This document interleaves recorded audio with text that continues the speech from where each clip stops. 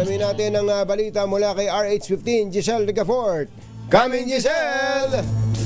Jerry, katunying kasadong mag-noise barrage ang pagkakaisa ng mga samahan ng tsuper at operator nationwide sa Hunyo 2. Ayon kay Piston Pasay Secretary Marilyn Lapitan, kabilang sa mga ipoprotesta raw nila na bawiin na yung pagpapatupad ng no contact apprehension sa mga ruta ng jeep sa Capital Region. Malaki raw kasing dagok sa Hana yung malaking multa ng pulisiya. Ngayon dumaranas din sila ng iba pang hamon kagaya ng satelitang konsolidasyon sa ilalim naman ng Public Transport Modernization Program.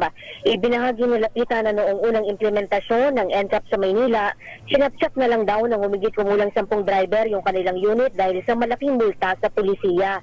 Pumapalo raw ng 46,000 hanggang 70,000 piso ang multa ng ilan sa kanilang mga kasama na mabuti na lamang nabura din kalaunan dahil naman sa reversion ng lungsod kasunod ng reklamo ng transport sector. Idiniin din ng Piston Secretary na may mga pagkakataon na nagkakaroon ng hindi sadyang violation yung mga driver dahil kailangan daw nilang magbaba ng mga senior citizen at mga persons with disability na o sa hindi pinapayagang unloading na lugar. Bukod sa NCAP, ipoprotesta rin daw ng grupo yung obligadong franchise consolidation sa ilalim ng PTMP at mahal na presyo ng mga produktong petrolyo sa susunod na buwan. Ito si Giselle Ricafort para sa DZRH na sa Pilipinas, una sa Pilipino. Yan.